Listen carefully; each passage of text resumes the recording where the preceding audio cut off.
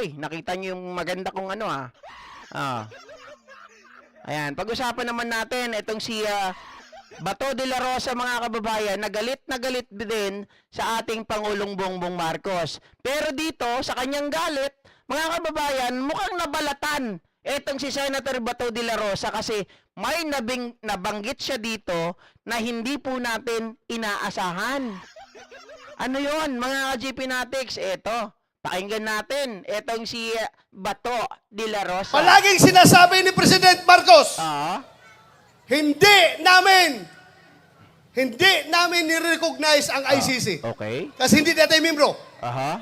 Hindi kami nagko-cooperate sa ICC. Okay. Anong ginawang rason ni Pangulong Bongbong Marcos?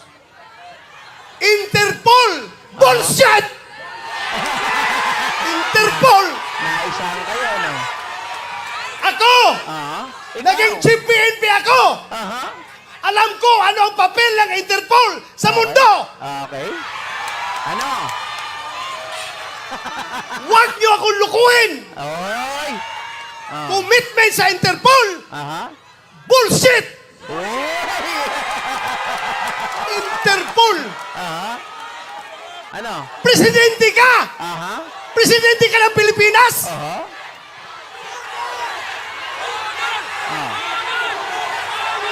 Presidente ka ng Pilipinas! Okay. Ano? Nakalimutan mo na yung script. Teka lang, nakalimutan yung script. Presidente ka ng Pilipinas. Presidente ka ng Pilipinas. Ang katagal ng kasunod. Presidente ka ng Pilipinas! 3 beses pa! Bato, nakalimutan mo ba siya sabihin mo? Dapat kasi meron kang ano dun, no? Para makita mo. Magpa-pressure ka sa Interpol? Oh, nagpa-pressure.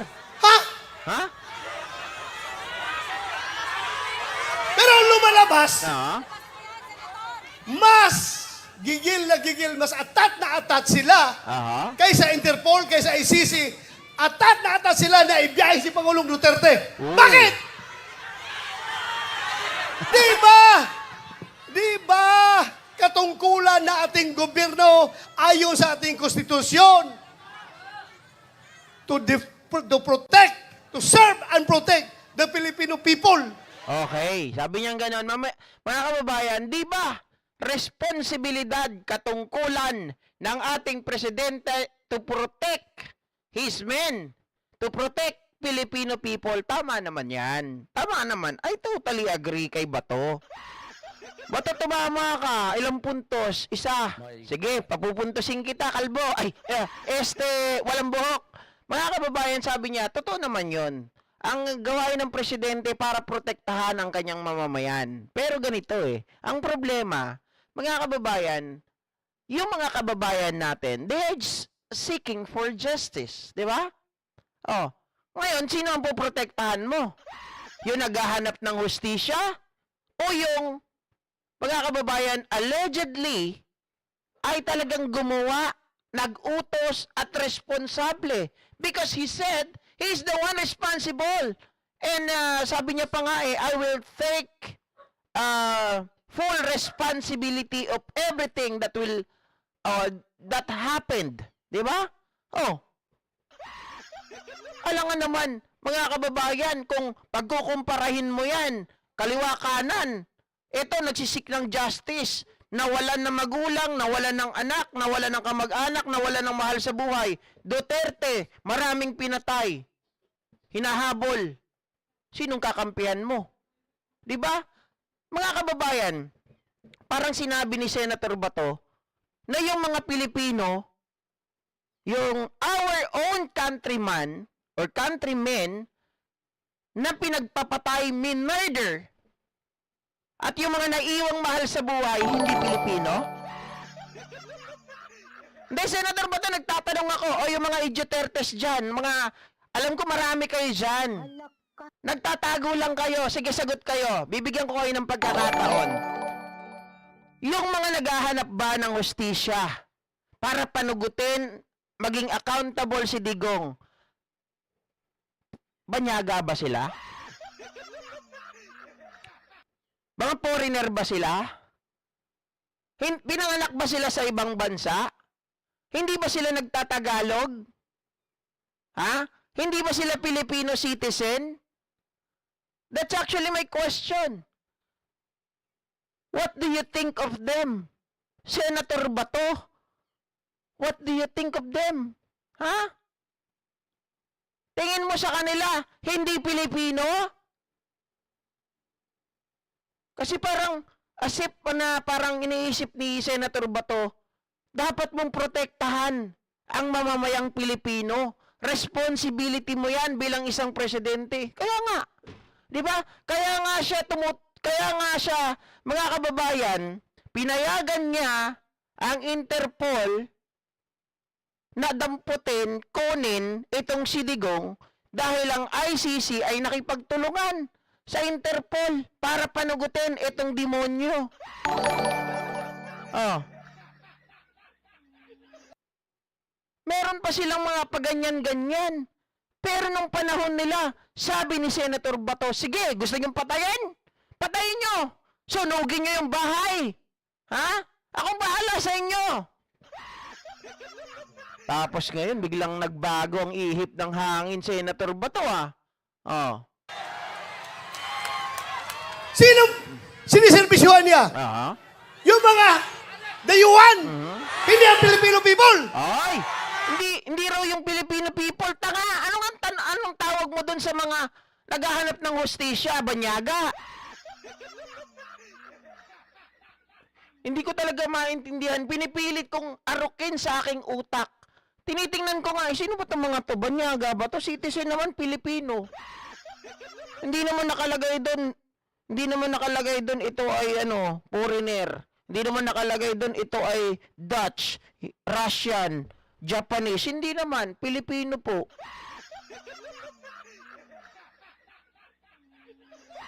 Iba talaga dito, no? Pag may pera, mga kababayan, ang nangyayari, pinoprotektahan. Kapag mahirap, pinapatay. Kasi ang Filipino people, yun ang pinadala niya doon sa dahig. Alam nyo, habang kinakarga siya sa aeroplano, nag-struggle sila doon. Aha. Wala na ko ibang magawa dahil nandoon ako sa Davao. Mixed talk, shout out.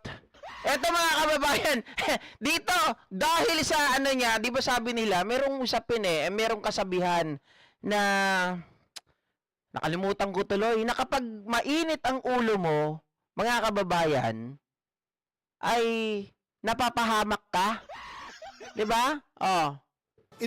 Kino-coordinate ko yung ating yung petition na ginagawa natin na hindi nakahabol. Okay. Hindi ako sumama sa Hong Kong. Oo nga, ba't di ka sumama sa Hong Kong? Teka nga, ngayon lang namin maririnig to, bakit hindi ka sumama sa Hong Kong? Anong dahilan? May tinatago to. Dahil Aha. sa gabi na yon, alas 3 sa madaling araw dapat, Okay. ang biyahe ko papuntang Hong Kong. Okay. Pero merong nag-leak sa akin na impormasyon. Okay. Hindi pa rin tulog ang Diyos. Okay. Nagsabi na, sabihan mo sila na may warrant na si President Duterte at si Bato. Aha. Uhulihin sila pagbalik nila dito, Aha. galing sa Hong Kong. So tinawagan ko si AS Bingbong Bijaldia. Aha. Sabi ko, sir, meron ng warrant. Hindi na ako hahabol dyan. Asikasuhin ko na lang yung petition natin dito. Petition for certiorari and prohibition. Okay, mga kababayan, dito po nadulas si Senator Bato. So, meron daw nag-leak. Nako, sino kaya yung nag-leak na yan? Mga kababayan, puting ahas ba yan? Hindi, pero may nag-leak, sabi niya. Meron ng warrant si Bato at meron ng warrant si Pangulong Duterte. Kita nyo yung sistema. Hindi siya sumama sa Hong Kong. Tapos may nag-leak daw sa kanya. Tapos tinawagan niya si Salvador Mijaldea. Tatlo nga pala yung Salvador sa sa mga DDS. Salvador Mijaldea, Salvador Panelo at si Ipe Salvador. Puro kay Salvador. Okay? So, ganoon, sinabi raw niya na meron ng warrant of arrest. Pero sinabi niya na hindi na ako hahabol dyan. Kumbaga, ang ibig sabihin niya ng hindi hahabol, mga kababayan, ay hindi na nila pupuntahan. Hindi na siya pupunta sa Hong Kong. tapos hindi niya na rin nahabulin yung iko-questionin. 'Di ba? Magko-question na kaagad sila sa korte. Ngayon mga ka-GP Natics, tingnan nyo ha, parang advance na advance eh. Wala pa yung warrant of arrest, alam na ni Bato, sinabi niya kay Mijaldea, pero wala pa rin siyang ginawa ng paraan. Bato de la Rosa, hindi kaya ikaw talaga yung sinasabi din ni Kitty Duterte? Ha? Yung masakit, yung pinagtaksilan ka, nilaglag ka na pala nung taong pinagkakatiwalaan mong akala mo kakampi mo. Diba? Mga kababayan, oy, bakit? Unang-una, si Senator Bato, kasalanan niya. It is the consequences of his action na pagbintangan natin siya ng mga ganitong bagay. Bakit? Meron ng precedence eh. Diba? May precedence na eh. Oy, GP, korte na yan ah. Totoo naman. Ibig sabihin, may example na. Subiri, nakakalimutan nyo? With matching yakap-yakap pa. Mga kababayan. Oh, nabuking din. Oh. Tignan nyo. So parang talagang ikaw, alam mo na merong warrant, mga ka-GP Natics, hindi ka rin, parang ikaw rin si Panelo. Sinabihan din ni Harry Roque na meron ng warrant. Di ko lang alam kung ito ay from ICC or galing sa local. Nung ito may nag-leak sa kanya, hindi rin sila gumawa ng paraan para gumawa po ng tinatawag na due diligence para ma-double check, ma-verify kung meron na ba talaga. Tapos pinabayaan lang nila si Digong, mga ka-GP Natics. Inatupag yung kanyang pangangampanya, si Digong ilang oras nakadetine. Diba? Ilang oras bago na ilipad papuntang Netherlands. Nagpakita ba si Bato? Hindi. Baka Bato, malaman namin mamaya, ha? Iba na yung kinakanta mo, ha? Baka mamaya, nilaglag mo na rin pala. Ikaw pala yung dahilan. Kasi nakakagulat, eh. Mga kababayan, itong mga taong ito na alam mong nakadikit kay Digong, wala. Hindi pumunta. O, pati sa Netherlands, hindi rin sumunod. Oh. Kinordinate ko yung ating mga abogado. Senator Dito yun. Pero nung kinarga na siya, wala na ako. Ano bang gagawin ko? Alam yung nagawa ko? Okay. Naghanap ako ng tao na kakilala yung piloto ng eroplano. Uy. Pinasabihan ko yung piloto, sabihan mo! Sabihan mo, pag gawin niya yan, ibiyahin na si Pangulong Duterte. He will go down in history as the pilot na naghatid sa pinakamabait, pinakamahal na Pangulo doon sa dahig. Pinakamabait, pinakamahal ng Pangulo na binitbit doon sa dahig. Unang-una, teka lang, mga kababayan, mahal na Pangulo? Ano to, magkano ba to? Pinakamabait daw. Meron bang mabait na putak, stupidong gad na yan? Di ba, minumura niya ang Panginoon. Dinuduraan niya ang simbahan. Mabait. Bato, nagbago na pala yung mga ka-GP Natics. Ngayon ko lang nalaman po, may Merriam Dictionary ba kayo dyan? Meron ba kayong mga dictionary? Kasi mga vocabulary ngayon, it seems like to me na nagbago na po ang ibig sabihin ng pinakamabait. Nagbago na rin po ang ibig sabihin ng, alam mo yon, yung hinahangaan. Pinakamahal daw eh. Parang literal na mahal ang isda. Kasi sabi niya pinakamabait daw. Ano ba yung ibig sabihin ng pinakamabait, mga kababayan? Parang baliktad na ang ibig sabihin eh. Yung pinaka-utak kriminal, utak demonyo, utak mamamatay tao. Yun na po yung sa kanila, meaning ng mabait.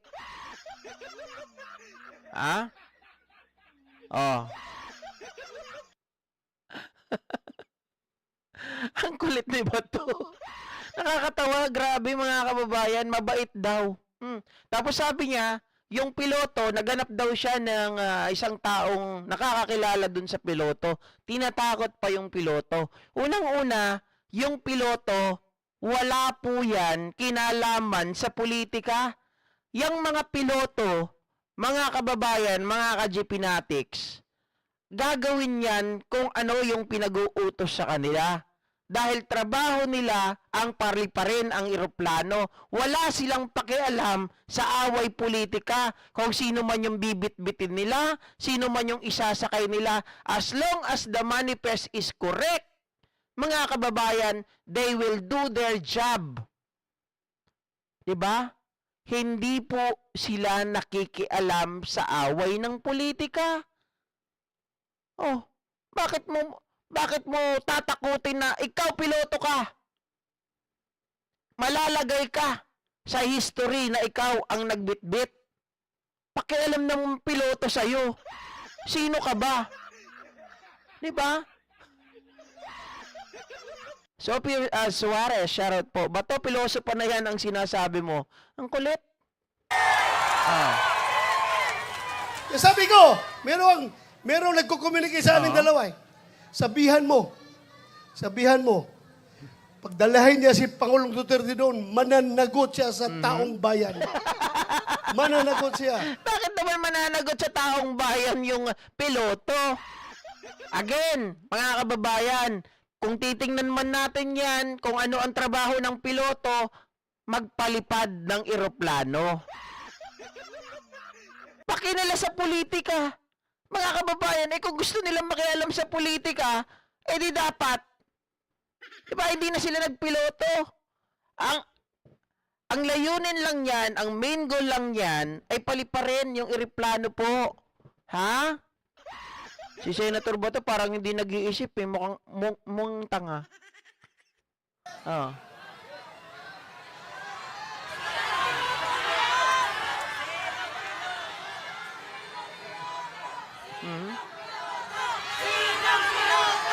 Tingnan nyo.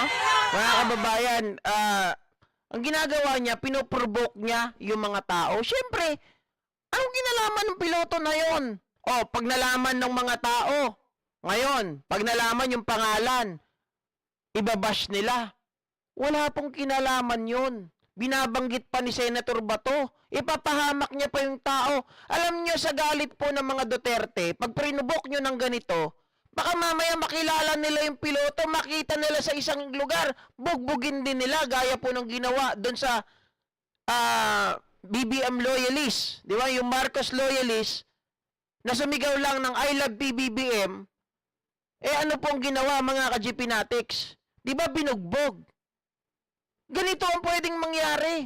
Alam mo yung statement ni Senator Bato, masasabi natin na talagang hindi nag-iisip.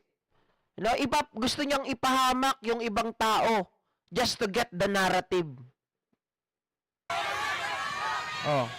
Alam niyo, ang nakakasama ng loob ko. Di sumama ang loob mo. Sige. Alam mo yung isang barangay kapitan? Sa barangay kapitan, Okay. maliit na barangay. Kausapin mo.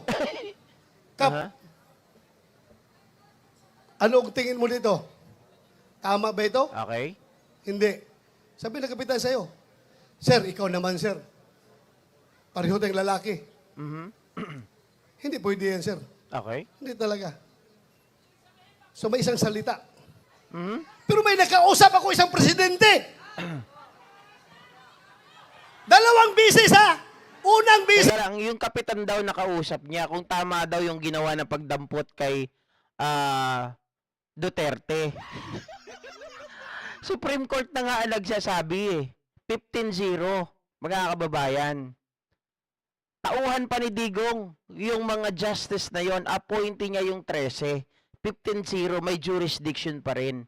At yung pinakita ni General Torre, mga kababayan, is he's following the law. 'Di ba? Lahat yan ay naayon sa batas. Wala po siyang nilabag doon.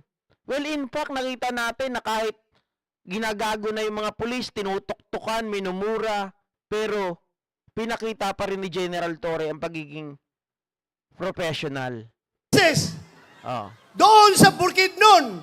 Kasi nung 2022 election, okay, kung hindi si Inday Sara makasama sa kanilang rally, kasi mayroong ibang commitment, ako ang nagpo-proxy kay Inday Sara. alright. Kasama kami na sa stage. Siyang kandidato ng presidente. Totoo yun sinabi ni Bato na siya yung nagpo-proxy kay Sara Duterte kapag wala si Sara. Kasi ang ginagawa ni Sara, minsan umihiwalay ng rally. Ang ginagawa niya, pag umiwalay ng rally, mga kababayan, hindi niya po babanggitin ang ating presidente. Oh, there was a time na nagkahiwalay po yung rally, pero parehang napuntahan namin.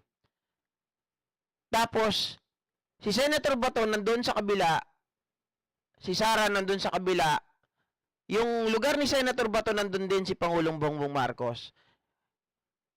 Pinopromote ni BBM si Sara. Pagdating doon kay Sara, hindi niya pinopromote si Pangulong Bongbong Marcos. Ganyang kabalahura yung mga yan. Ako ang nag-represent kay Inday Sara. Nag-uusap kami. 51 billion po, Jack Jane. Yan po ang bayad sa akin. Kukunin ko po kay Pulong. Ha? Takutin niyo pa ako na ako ang susunod na bubugbugin? Mga idioteros. Doon sa bukid doon. Alam mo, sabi sa akin, hindi siya papayag na makialam ang ICC sa ating bansa. Hindi pa siya presidente noon. Hindi pa presidente. Pangalawang bisis, presidente na siya.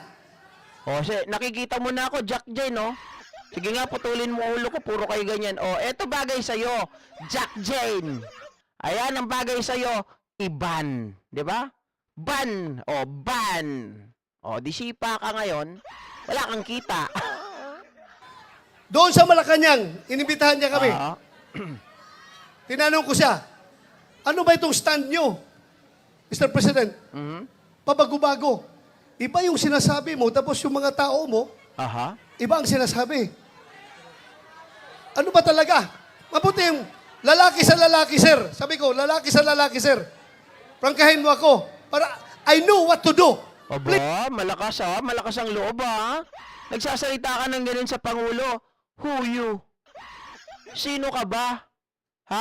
Isa ka lang namang in-appoint na PNP chief na walang alam. Isa ka lang namang senador na wala ring alam. Biruin mo, for you to make a decision, mga kababayan, i-convince mo kami that the document na hawak ni Jonathan Morales is legitimate. Ang basihan mo, puncher hole. Kailan, di ba mga kababayan, yung papel na yun, not even a copy of a original. Hindi po siya, certified true copy para sabihin mo na original yun. Wala ka man lang, di ba ang ebidensya po, it must be substantiated with the other evidence, with it also substantiated with the physical evidence. And also, it will be substantiated, mga kababayan, dun sa tao na makakapagpatunay na yun ay totoo. Pero walang nagpapatotoo.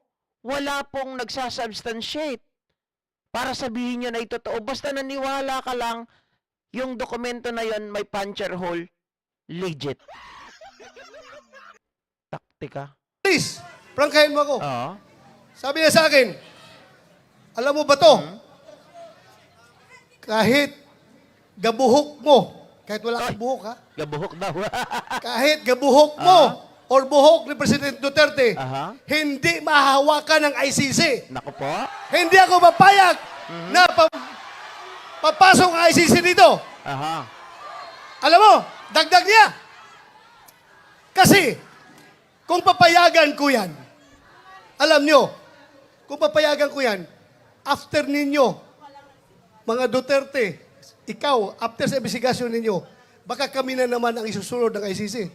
Sabi niya ganun, mga ka-GP Natics, itong si Senator Bato, kahit buhok mo, kahit buhok ni Pangulong Duterte, ay hindi ko ipapahawak, hindi ko papapasukin ng ICC. Mga ka-GP Natics, meron ba tayong karapatan ikaw naman Digong, ay ikaw naman na Bato de la Rosa, unang-una, hindi po natin malalaman kung yung mga tao na pumasok dito sa Pilipinas is a member of ICC. They can enter Philippines as long as kompleto po yung kanilang papeles. Siyempre, hindi naman nila sasabihin niya na, Sir, I am from ICC. We need to investigate. Hindi naman ganun eh. 'Di ba? Not unless na kailangan sabihin mo yung totoo. 'Di ba? Doon sa sa immigration diyan po sa paliparan sa NAIA, hindi naman sasabihin sa kanila, "Oh, bakit ka papasok dito? Ano ang dahilan mo?" 'Di ba? Taga-saan ka? Anong organization member ka? Hindi naman ganun eh. Makakapasok at makakapasok yung ICC dito without you knowing that they are a member of ICC. Ganun lang yun. At pangalawa, Bato de la Rosa, sabi ni Pangulong Bongbong Marcos, hindi namin papapasukin yung ICC para humuli kay Digong. Bakit? Pinapasok ba? Di ba Interpol ang ginamit? My God. Hindi nyo lang kasi matanggap dahil hindi nyo ma-anticipate na yung Interpol nandyan pa. Natanggal nyo yung ICC, natira yung Interpol. Nakalimutan nyo. Ayun ang naging butas nyo. Gusto nyo kasing mag-escape. Diba? Gusto nyo tumakas, maging accountable doon sa mga EJ case, kaya ang ginawa ninyo, umalis ka agad kayo doon sa Rome Statute.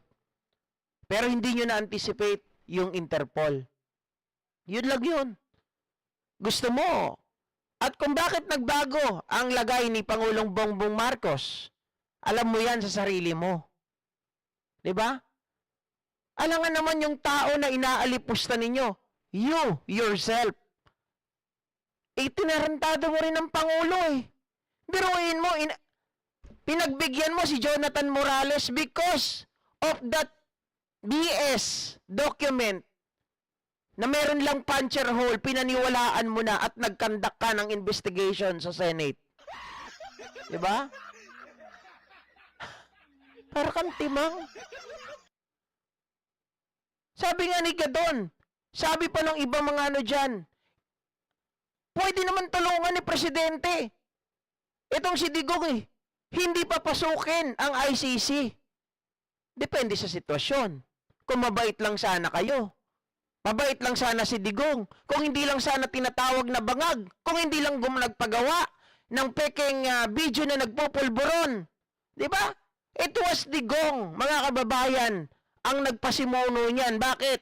Si Maharlika ang nagsabi. Si Maharlika ang kumanta. Siguro nung panahon na hindi pa nababayaran si Maharlika, ang tagal dumating ng pera sa kanya, sabi niya, ano na to eh?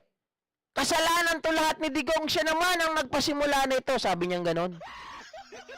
Yung Fidelix na yan, galing kay Digong. Di ba sabi ni Maharlika yun eh, hindi siguro niya nakuha yung pera pa niya. Kaya umamin. Kung hindi niyo tinarantado yung tao, he could save you, even your ass. Diba? Ganun lang yan eh. Kaya ngayon mga